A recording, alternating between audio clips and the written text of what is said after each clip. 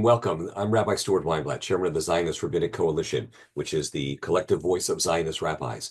We just completed a very successful conference in Washington, D.C., about 2 or 3 weeks ago. And as a matter of fact, can we show the 90-second reel of what that was? The Zionist Rabbinic Coalition, which is the independent voice of Zionist rabbis. We come together to express our support for Israel, to learn, to find fellowship, to get strength from each other, and camaraderie, and to affirm and deepen our ties to each other, to our people, and to the land of Israel and the state of Israel. Quite simply, we refuse to allow Israel's enemies to define and determine our relationship with Israel. And we can't do this without every single one of you in this room as well. Voicing your opinions, voicing your support, reaching out to whoever, whenever, on whatever. It goes a very, very, very long way. So thank you for that, and I'll stop there.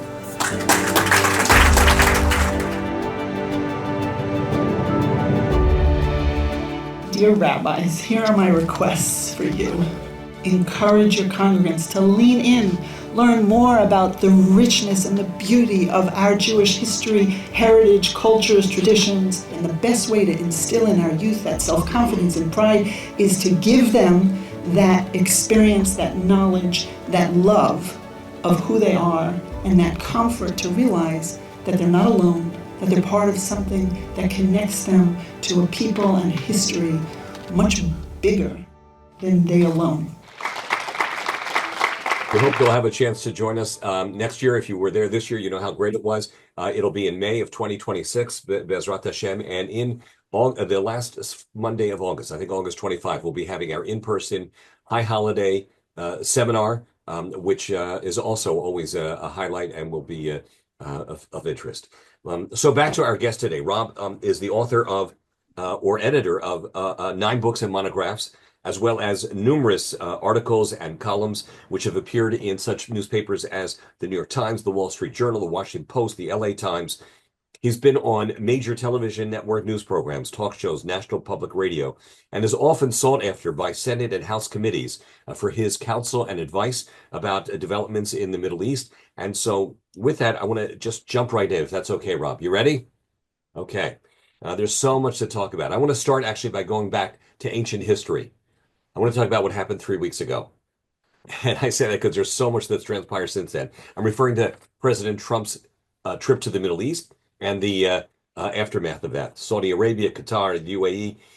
In general terms, why don't you just share with us, what do you make of what that trip was all about, what came out of it? And then I'm going to break it down almost country by country. So just the general overview, your comments on that. Sure. First of all, I want to say I'm delighted to be with you. This is an important organization. The rabbinate, the Zionist rabbinate, I believe, is extremely significant and plays a vital role, not just within the Jewish community, but as a voice to the broader American community. So I want to thank you for the work that you do. Yes, President Trump, as he did in his first term, made his first planned trip abroad to the Middle East. The featured country is Saudi Arabia. He also went to Qatar and the United Arab Emirates. The main thrust of this trip was commercial. It was to sort of compensate, as it were, for the major imagery of cutting spending here, tariffs abroad, and to compensate for that with a series of massive investment deals that, according to the president, would bring enormous wealth and investment into the United States, American jobs, this sort of thing. And at each stop, the president was showered with considerable, not just pomp and circumstance, but investment. There's a significant discussion we could have if your audience were interested on artificial intelligence in the Arab world and how they want to become global players in this. and the investments are just mind-boggling in this. Um, but in all areas, from tourism to mining to again AI, just major investment.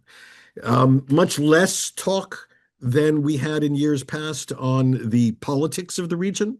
Much less talk on normalization with Israel, with Saudi Arabia and Israel, for the obvious reason that there is a war going on in Gaza, and this has put a damper on Saudi enthusiasm for more public displays of the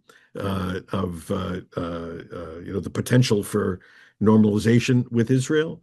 Um, I think there's something structural here in the sense that the original idea of Saudi normalization with Israel was essentially the price that Saudi Arabia was going to pay for um, a, a strategic relationship with the United States, upgrading that relationship to a defense treaty, which would only come in the context of Saudi normalization with Israel. And part and parcel of that is all this other economic stuff, including an AI agreement that we were working on.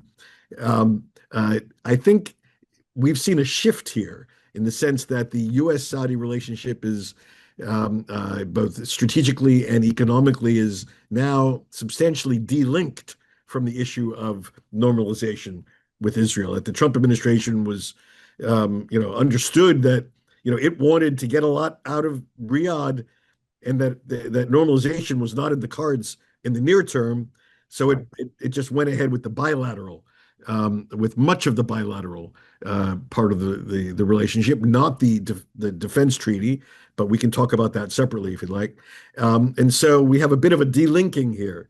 Relinking this will be a challenge. Hopefully, it can be done at some point, especially when the fighting comes to a conclusion in Gaza. But at the moment, the U.S.-Saudi track and the potential Saudi-Israel track seem to be delinked. So that was the first thing I wanted to pick up on, actually, was the Saudi visit, because first of all, they certainly know how to put on a show. I think we've got to up our game. Israel needs to up its game a little bit, not give out more than just a falafel to a visiting dignitary. But at any rate, this up until now, it had always been assumed that for the Saudis to get what they wanted, which was upgrading their relationship with the United States, they would have to recognize Israel. Is it true that's kind of been taken off the table? And if so, that could be a strong problem or concern, a great concern to those of us in the pro-Israel community. So I wouldn't say it's taken off the table, but I would say that for the near term, these things have now been delinked. Now, the Saudis aren't getting everything they want either. So the idea of a defense treaty, a mutual defense treaty, which was the big Saudi ask when the Biden administration was working on this normalization prospect. The Saudis are not getting the mutual defense treaty from the Trump administration either. So that has been sort of put on the back burner as well. Now there may be some other reasons for that too, namely the general reluctance in the MAGA universe to extend an American security guarantee to another country at a time when we're looking to shrink our commitment to these sorts of guarantees. It's a very controversial thing in MAGA world for the United States to consider extending a new guarantee, especially to a country that is so culturally different to our own, such as Saudi Arabia. So I think there's just a mutual de facto understanding that for the time being, that issue is on the back burner. The Saudis are not paying the price for it, and we're not really offering it. So, but there are other things that we are doing, and the relationship between the de facto leader of Saudi Arabia, Mohammed bin Salman, the crown prince, and President Trump seemed quite warm. After all, it was because of personal whispering in the ear to the president that President Trump met with the new leader of Syria, Ahmed al-Shara. As he said, it was a favor to the Crown Prince of Saudi Arabia. And that led to a sea change in American policy on Syria. So I So want to get to that, but the relationship is good, but it's different. different. So then let's go now to Iran. In terms of what are you hearing about and making of the negotiations with Iran? Is it possible the Trump administration is going to make the same mistake that the Obama administration did? By that I mean, number one, allowing the Iranians to just stall for time and run down the clock, and number two, whether there's talk about whether or not they're going to be allowed to enrich. Lots of confusions and denials back and forth. How conceivable is it that they'll basically just resuscitate the deal that Trump 1.0 canceled? So these are all very good questions. One could provide, different pieces of evidence to advance any of the arguments you just put forward, except if one limited oneself solely to what the president has been tweeting out. I mean, if that's your sole lens, and he is the ultimate decision maker in this administration by far. I mean, one errs by reading too many tea leaves of other people. Especially now that Elon Musk is no longer in the administration. But go ahead. Yeah. So if you focus solely on what the president has said, there's a deadline, which is coming up.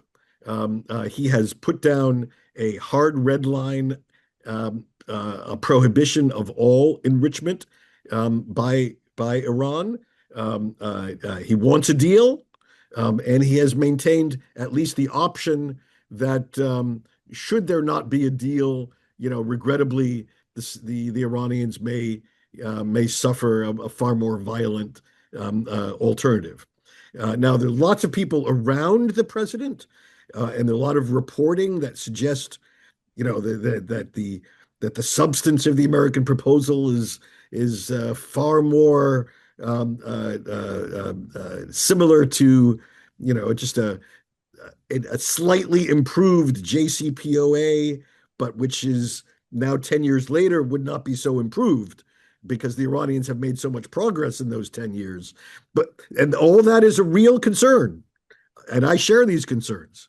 The president did his best to try to quash these fears by this brief Truth Social tweet a couple of days ago saying, full stop, red line, no enrichment. That's it.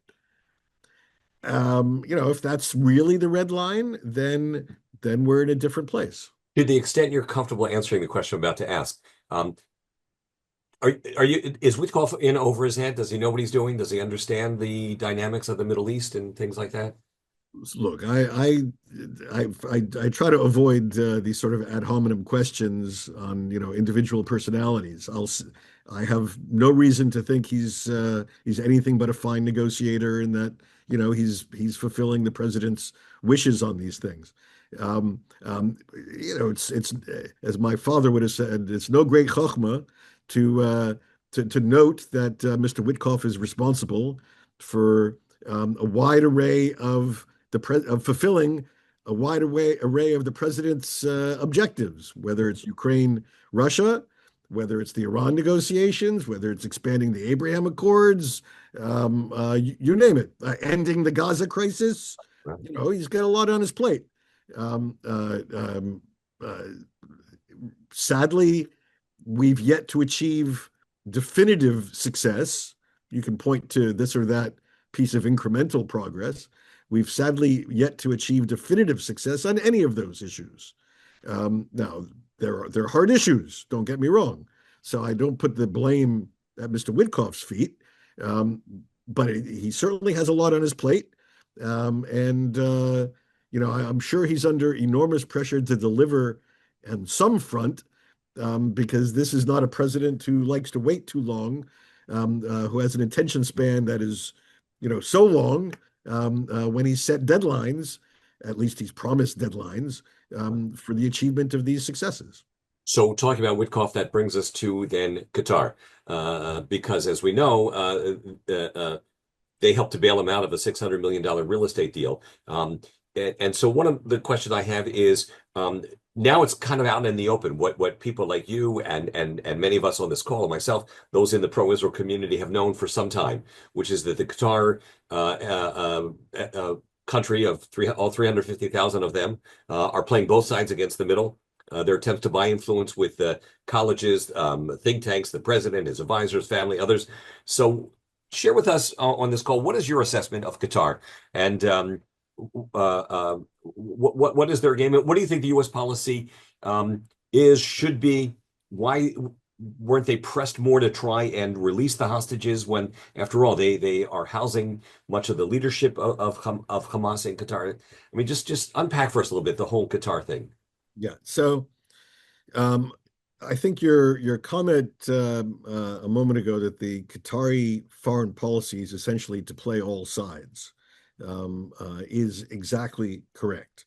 The Qataris seek to find security in playing off the Iranians and the United States, and buying as much influence as they can wherever they can, regardless of principle. They have made enormous investments in American universities, American social, cultural, medical institutions around the United States to try to, win friends and influence. At the same time, the Qataris have, and it's not just housed Hamas, but significant elements of the Qatari leadership have professed support, admiration, cheering on Sure. some of the worst of the worst. And they also have Al Jazeera, which October 7th, applauding the achievements of Hamas. It's not just, they let them stay. I mean, the usual Qatari defense is, that they were asked to provide a setting for Hamas, et cetera, that they worked with the Israelis to funnel funding, but with the Israeli support. Some of that is accurate, but the Qataris go much further than that. The Qataris celebrate Hamas's achievements. The Qataris are, supporters in a way that I find extraordinarily. Do we have any leverage with them to try and? No. Yeah. So the Qataris are very, very clever. They understand that the United States takes advantage or uses Qatar to advance certain very important American strategic interests. So we have a very significant air base in Qatar, El Udeid Air Base, which the Qataris, for which the Qataris pay most of the expenses, and they allow our pretty much free use, which is very important piece of real estate at a key place in the region. The Qataris are quite responsive when we call up and we ask them to do certain things. So, for example, when we did the Afghan withdrawal in the Biden administration, we needed a place for thousands of Afghan refugees, and we asked the Qataris, can they come to Qatar? They opened the doors and let them in right away. So the Qataris know how to play these cards very cleverly. And these are the cards that are used to buy essentially a get out of jail free card for when they want to play, support Hamas, or they want to, help other Muslim Brotherhood related groups around the region. So they're playing, as you said earlier, they're playing both sides against the middle. It is their defense strategy.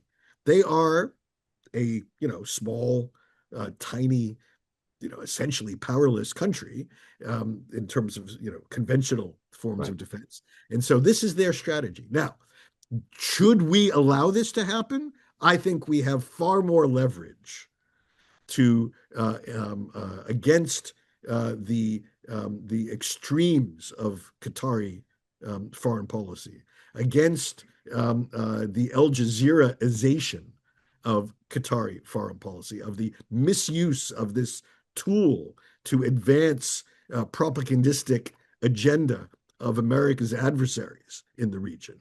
I think we have far more leverage than we are willing to use.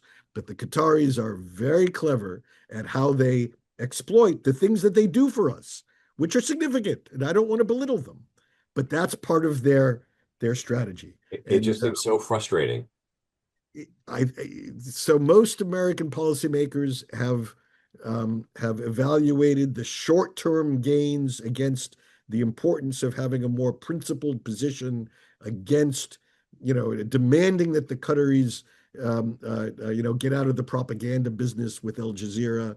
Um, uh, um, uh, we've tended to accentuate the short-term gains, and they're significant. I don't want to personalize this because I can understand if you're sitting in the Pentagon and your number one issue, your prime directive is, how do I get X number of US bombers and fighters into the Middle East? And where can I do this tomorrow? And I can go to El Udeid because the Qataris don't put any restrictions. Okay, that's important. I don't think we should allow that to be, to use a phrase, the ultimate trump card to determine our overall approach. And I think we're a big enough, powerful enough country to walk and chew gum at the same time. So I wish we would shift a bit on this, but that's the Qatari strategy. Sure. By the way, we're talking about Iran. Let me go back to that for a second, and that is, do you foresee a possibility of Israel striking Iran either with or without American approval So, and or support? Yeah, so once in the event that there is a U.S.-Iran agreement, I find it extraordinarily unlikely that Israel would do this. To do it once the United States has given its imprimatur on an agreement that Donald Trump thinks is worthy of his name, that will put Iran out of the nuclear bomb business. But yet, if Israel has some complaints about it, I find it extraordinarily unlikely that Israel would act in advance of an agreement. While there's disagreement between the United States and Iran on these issues, it's possible. At the moment, Donald Trump has signaled that it's not the time for this. But if Israel believes that we're heading down the wrong path, it's not a zero possibility. Is it a very high possibility?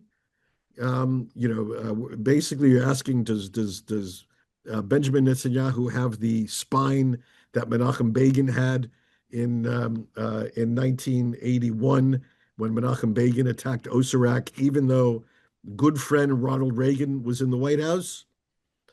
I don't know. yeah. So, what do you think? So, talking about the White House and the Prime Minister, Rob, can you share with us any of your perspective, insights about the relationship with Trump and with Prime Minister Netanyahu? We hear that there's a little bit of a cooling of the relationship, or then we hear maybe it's not. Again, we're hearing so many different things. I guess it depends who you hear, but share with us your perspective on that, please. Yeah. It's a very interesting contrast.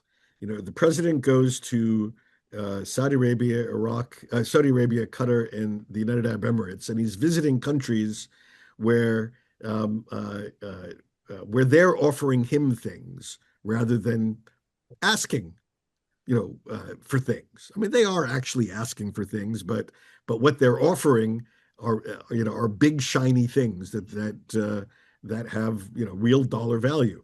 That's not the relationship that we have with Israel. Although the Israelis provide enormous advantage to U.S. strategic interests in the region, the Israelis are not coming to the president saying, we're going to invest $1 trillion in your economy. We have a different type of relationship. So that's one. Secondly, it is tough to ignore the fact that some very prominent friends of Israel or friends of the U.S.-Israel relationship have lost their positions in just the first few weeks of this administration, be they in the State Department or in the White House or elsewhere. This is a significant shift. Now, perhaps they're associated with a they've been labeled, and I think erroneously, neocon, globalist, whatever the insult du jour of certain ideological purists are. The result has been that friends of the U.S.-Israel relationship, regrettably, are have been at the short end here. Now, Have been demoted, so to speak, or is the reassigned. is it the intent or is it merely the effect? Mhm. I don't know. I think it's certainly the effect. I don't know if it's the intent, and I'm not one to make such accusations, but the effect is there. Um, in terms of the U.S.-Israel relationship itself, it certainly seems the case that the president has made some decisions without the normal historic consultation that has occurred between Washington and Jerusalem. So, for example, the decision both to meet with the interim president of Syria and to lift all the U.S. sanctions on Syria at a time when the Israelis project a far more cautious approach to the new Syrian leadership, was done without consultations between the two sides. That's a big deal. And it's Uh, unusual, right? Highly unusual. When Prime Minister Netanyahu last came to Washington, the main thrust of the visit was to address the question of tariffs on Israel. He didn't seem to leave with any progress on this, despite the fact that the United States and Israel have a free trade agreement. So one would think that that longstanding free trade agreement would trump, so to speak, the desire to impose these new tariffs. But I'm not so sure that that was true. So there are certainly some issues. I mean, the president, after he was several days in the Gulf, listening to the leaders of Saudi Arabia, Qatar, and the Emirates, actually referred to starvation in Gaza and how this was going to be addressed. Perhaps several days of listening to his hosts in the Gulf, you know, led him down a certain path, which is not the usual language that presidents use in discussing the difficult situation in Gaza. Now, that being said, there's been enormous deference to Israel. There's been the suspension of all those, or the ending of all those restrictions on the supply of military goods to the Israelis that seemed to be more common in the final months of the Biden administration. The Israelis have operated in Gaza without the sort of daily critique of certain elements in the administration that seemed to be common in the final months of the Biden administration. So one wants to weigh all these things very carefully. It's not a black and white situation. But if I were in Jerusalem, I would say, we're dealing with a very different way Yeah. of doing business these days. Not quite what was expected out of Trump. Again, certain things I'm sure are very welcome in Jerusalem, like the ending of all restrictions and the deference to Israeli operations in Gaza. Right. Certain things were not very welcome in Jerusalem, such as the lack of consultation on Syria, or the off-the-cuff comments about starvation in Gaza. So it's a mixed story. I want to come speak about the war in Gaza, but before we do, before we leave the Middle East, Syria's come up a couple of times in our conversation so far. What are your thoughts about the prospects there for them to, again, we hear so many different things. They're going to consider relations with Israel, but they're not so happy about this or about that. So Syria and to the extent maybe Lebanon. I don't know if that's linked or if those are two separate different issues, but I want to hear So, about Syria and Lebanon, please. all right. So in Syria, I am a supporter of the idea that we should be providing incentives we should be cautious. We should know that, where Shara comes from and who his closest allies have been. We should be wary of increased Turkish influence in Syria. The Turks are not the Turks are generally part of the problem, even though we have a strategic understanding, NATO allies, but on some key Middle Eastern issues, the Turks are very problematic. I think we should be providing Shara with incentives to go down the right path within this umbrella of caution. I think we shouldn't be head over heels about the prospect of Israel-Syria peacemaking happening, breaking out tomorrow. Let's not forget, the Israelis, with United States recognition, have incorporated the Golan as a full and legal part of Israeli territory. This is an outstanding source of great disagreement between Syria and Israel. I think the idea that the Syrians are going to somehow just forget about this, join the Abraham Accords with an outstanding territorial claim against Israel on an issue that I don't hear many Israelis saying, sure, let's give back the Golan. I don't think. But I haven't heard Syria in a dual regime asking for it or making gestures about it. The Syrians, I think, are playing this extremely smart. The most important leader, that guy, right? Listen, I give Shara a lot of credit. He's come out of nowhere to put on a suit and a tie, to say all the right things, to try to get enough support so that he can exert authority throughout the country. It is not his top priority, the Golan Heights. But nothing from the Golan Heights is questioning his authority in Syria, but he himself and the government he represents does not have control over a large part of his country. And there are a lot of foreign fighters from representing all sorts of radical organizations that are all over Syria. That's a far more serious threat to him than anything the Israelis pose. So yes, of course he's not talking about the Golan. What does he need this extra headache for? But that's a different point than to say, I'm going to just put that that territorial dispute aside and join make peace with Israel. He's got real urgent problems to deal with. So I think he's very clever, and I support if he proceeds down this path of incremental reform, inclusiveness, bringing more people in, trying to expand its authority in a positive, constructive way. Totally, I think we should be supportive. I think I can sum up that all this is going to magically lead overnight to peace between New Syria and Israel. Let's take our time.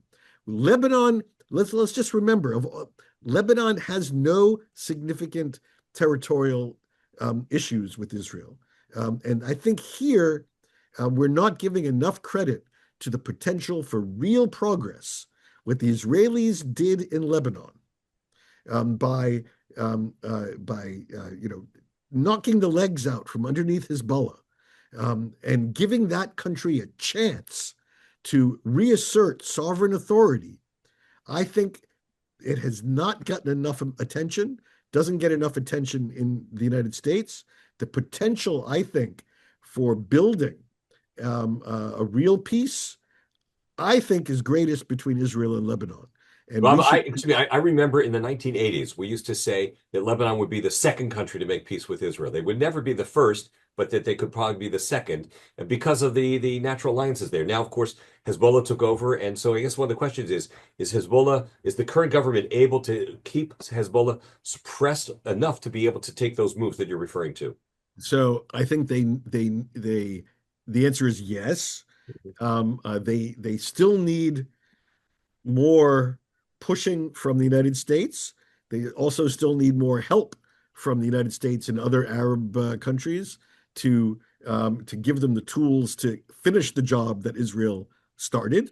They want to do this, without. I mean, the Lebanese way is to try to do this without a face-off in which people, it might reignite some civil war. I think that I think the Lebanese armed forces have the assets to be able to do the job. They need a bit of more behind them, pushing them in the right direction, but I think that they can do it.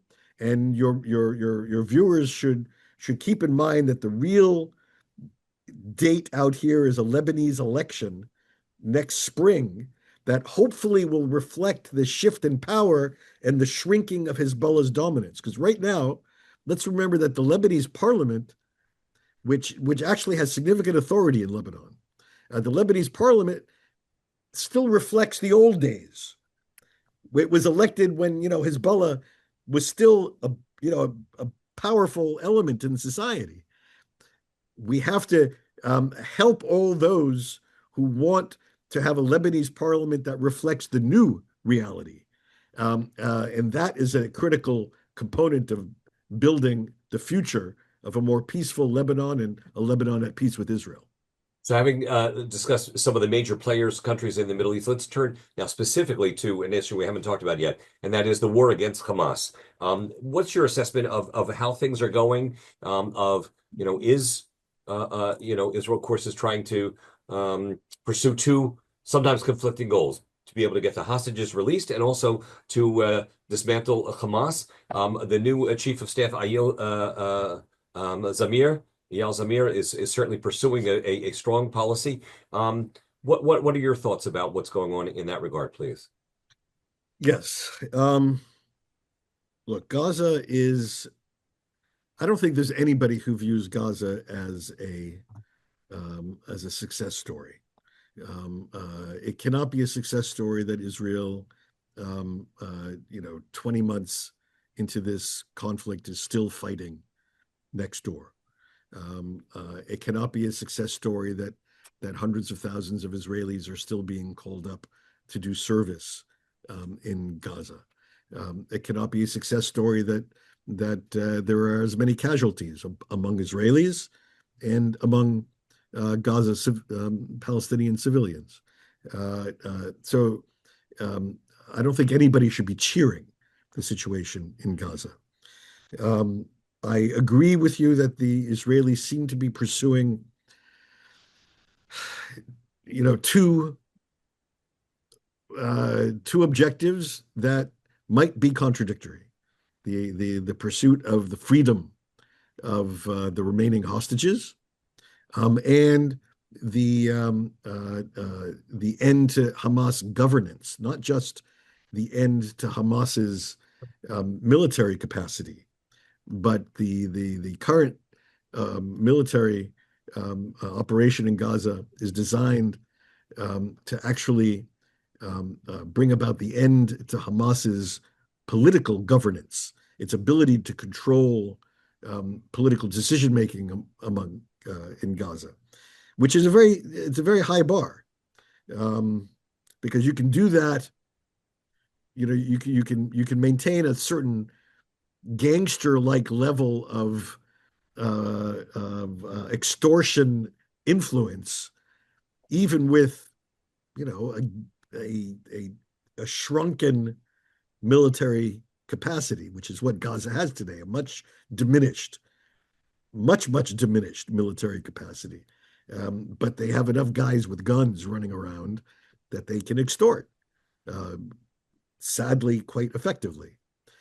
So it's a very high bar that the Israelis are trying to achieve. The jury is still out.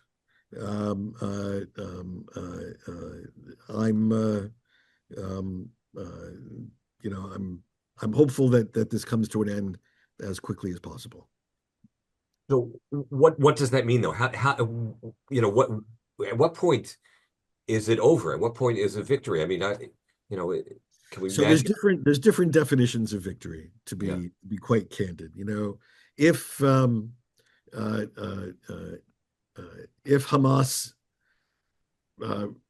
if Mr. Witkoff, for example, succeeds in his mediation and secures the release of a significant number of hostages. And there's a ceasefire in Gaza. That's a good thing. That's a very good thing. And I think we should all be supportive of his efforts. There's also some talk. One of my colleagues, Ehud Yaari, has done some reporting on that Hamas is under enough pressure now to be actively considering the idea of handing over its weapons to an Arab presence, and to have some of its leadership, self-exile. That would be a terrifically good thing. So I'm hopeful that we can have some of these positive developments very soon. Um, uh, um, it I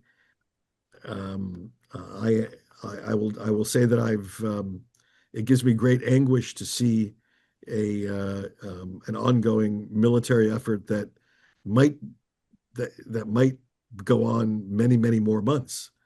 And it's without these end game um, shifts. I worry about the impact on the Israeli reserve system. I worry about the impact on the long-term commitment of Israelis to that, the bargain between the government and its people, that it would do everything it can as quickly it can to secure the release of hostages. I worry about these internal Israeli tensions.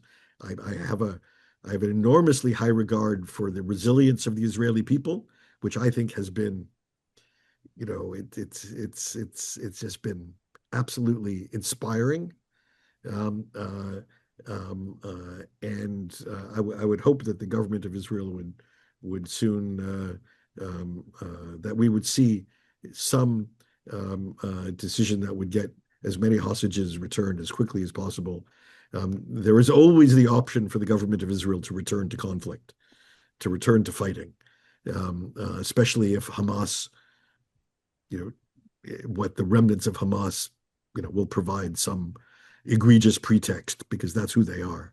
So I'm hopeful that we get as many hostages out as quickly as possible. So two corollaries to this. Number one, when we talk about the prospects for Hamas, which is so decimated at this point, and its people are so suffering, in a talk that I recently gave, I said, I can't recall a time in history when a fighting force refused to surrender with the amount of decimation that they have experienced.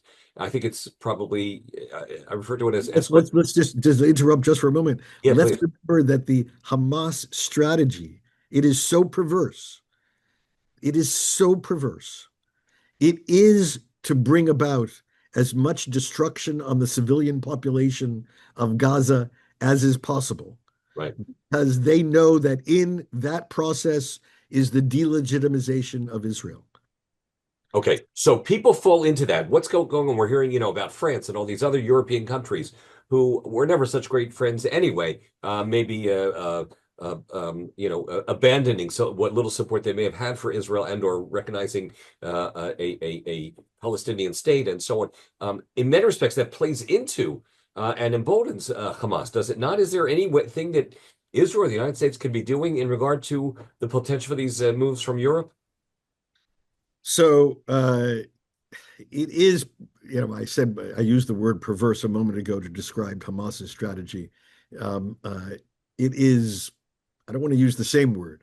It is bizarre to imagine that what are normally thoughtful statespeople. I mean, I don't throw um, Well, ad hominem insults around. Emmanuel Macron is a normally thoughtful statesperson, and who is, for example, on Ukraine, uh, I have no problem saying, has a far more principled position than some of the leaders of the United States. So on this issue, the idea that now is the moment to proceed with recognition of Palestinian statehood, somehow I'm not quite sure who he's rewarding. Certainly, we don't want to reward Hamas, which would be crazy. Has Mahmoud Abbas done anything other than keep the West Bank out of the conflict, which is no small thing. But is it worthy of the reward? You know, I would say absolutely not. No, what we should be doing is focusing our collective efforts to pressure Hamas to say yes to Mr. Witkoff and bring a ceasefire agreement that is on the table to fruition. That is where the efforts of all the international community should be, not on this sort of at the moment a crazy notion that now is the moment to start talking about Palestinian statehood. So, within the context of the Israel's ability to continue to fight the war, we know that one of the issues is in terms of being able to draft members of the Haredi community, and of course, that in certain respects seems to be the third rail of Israeli politics, although it seems to be in play a little bit right now. Do you have any insights about that issue, Rob, from any conversations you've had with people on different sides of the political spectrum in Israel? Look, all I know is that the Israel Defense Forces is relying upon a body of reservists, a citizen army that has done what I think almost very well. You put the Ukrainians in a separate category. What almost no other citizen army has done in modern times, and the notion that there is a large, it's not a small, but a large body of Israeli citizens who, for some reason, think that they are that their chosen vocation gives them an exemption. I have enormous sympathy for those Israelis who find that, unacceptable and distasteful. Now, is there some sort of compromise here? Look, overwhelmingly, Israelis, oppose the full exemption, and so I have great sympathy for them. I'm not Israeli, so I try to stay out of Israeli domestic Sure.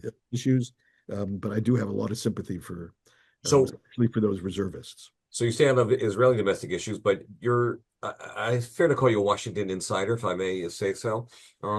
What's your In some parts of Washington, that's an insult, but I'll take it merely as a descriptor.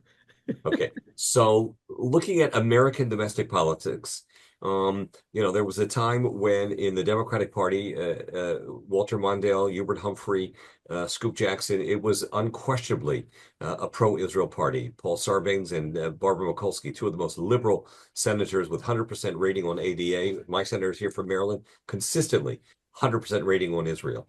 And yet, obviously, as we know, there are shifts that have been taking place. So, do you think this is going to be that this is obviously, many people are very concerned about this. Do you share that concern? What's your sense about the shifting grains of sand vis-a-vis support for Israel within the Democratic Party? And of course, recognize the Republican Party, they have their Marjorie Taylor Greens and their Hilarias and Meshuggahs as well. But talking now first just about the Democratic Party.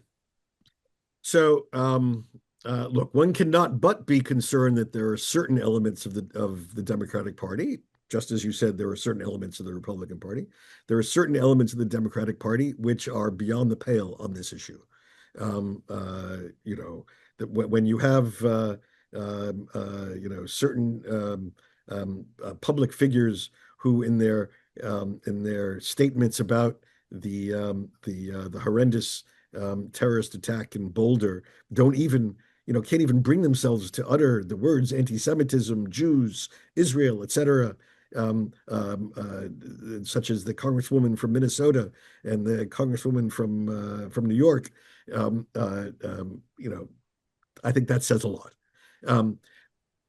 I do take, and then of course, we saw the polling throughout 23 and 24, especially among younger voters who characterize themselves as Democrats, and the rise of anti-Israel sentiment.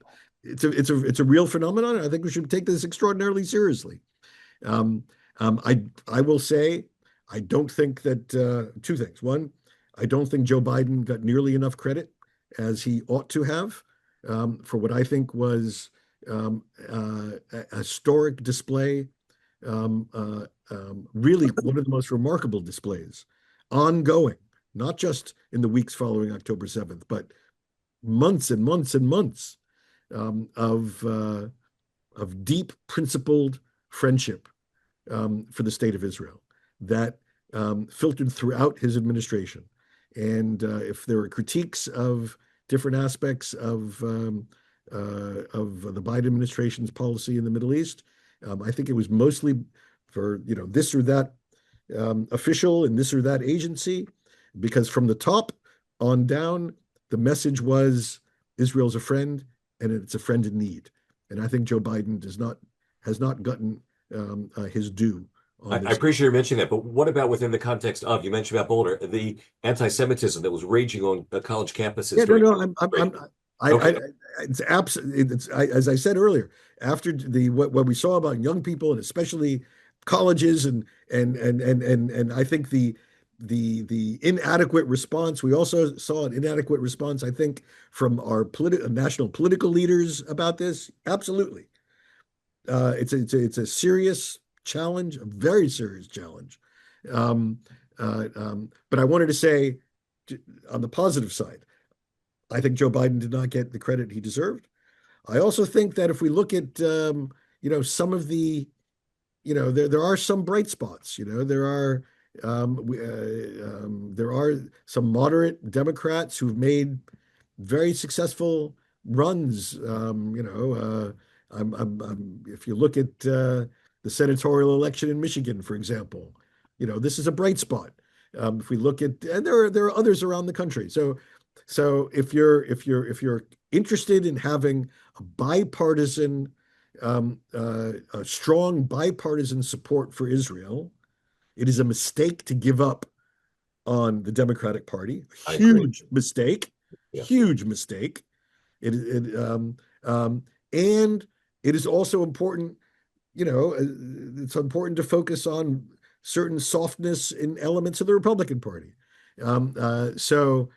I remain, maybe I'm old-fashioned, maybe I'm 20th century about this. I remain committed to the notion that the U.S.-Israel relationship is strongest when it retains bipartisan support, and we should recognize the challenges, and we should amplify the successes within each party.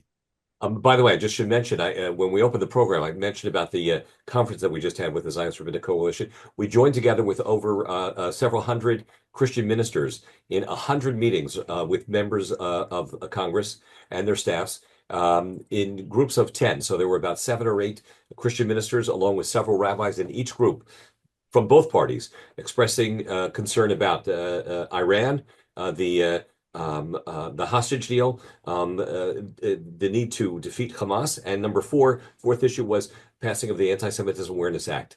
And we met on both sides of the aisle. Rob, we have just a few moments left, so this has been an amazing tour de force. I think we've covered everything. One force we didn't mention was the Houthis. I don't know if you want to throw anything about them. How is it that a group with such a Well, listen, the one thing I'll mention about the Houthis is which I should have mentioned earlier, is that this is another example where if you're sitting in Jerusalem, you have concern about the thinking and the decision making of the Trump administration, in the sense that the administration made a decision to end its military campaign against the Houthis and to declare essentially a truce. Right. Which only brought us back to where we were when the military campaign began. It made that decision without regard to the Houthis' ongoing attacks against Israel. So today, the Israelis, maybe not the Americans, but the Israelis are on the receiving end of, multiple almost daily, yeah, almost daily, multiple times a week, Houthi ballistic missile attacks. And so you have to wonder what, if you're Israel, well, why, are we all alone in this? And it's a very serious problem. Remember when it was the Lone Ranger in Tonto, and they would say, Kimasabi, we're surrounded by Indians. What do you mean we? So anyway, that kind of a situation there. Yeah. Bob, Rob, any closing thoughts? First of all, I just can't thank you enough. You've shed so much light on so many different issues. I knew this would be a great conversation, and I really appreciate it. But I want to give you a chance in case if there's Like either I know a summation of anything. go, speaking for an hour. I've run at the mouth here. I look, I live in the middle of the American political system, uh, smack dab in the middle, and I think that's an important place for for people who believe in a strong U.S.-Israel relationship to occupy. And it's important to be able to talk to all people. It's important to be able to reach out to all people. It's important to be able to build alliances along the spectrum. And I hope that your viewership and your membership pursues what I think is that sensible approach. Absolutely. And we're a nonpartisan organization, as I said at the opening, a collective voice of Zionist rabbis. And I can't thank you enough for speaking with us today, as well as all of you who are joining us. Please just keep your eyes on our emails and our website, zionistrabbis.org, for other programs that we have to inform our community and also to be able to advocate for Israel. So thank you very much. Take care.